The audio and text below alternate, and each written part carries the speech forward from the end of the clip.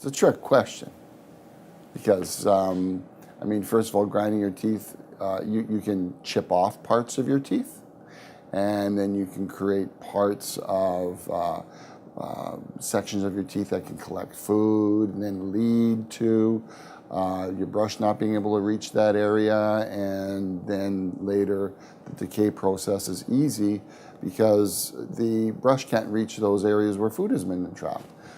Grinding your teeth also can, in a sense, take down the enamel, which then exposes the dentin, which doesn't look very good anyways, because then, people don't want yellow teeth, they like white teeth.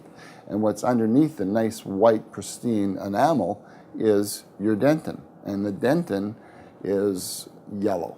And once you get into the dentin, and if you're grinding and you haven't had it identified, you can do what's called facetting, and which in a sense creates a dishing effect. And if you get a dishing effect, then food can collect and cavities can form. So it can happen. Yeah, absolutely.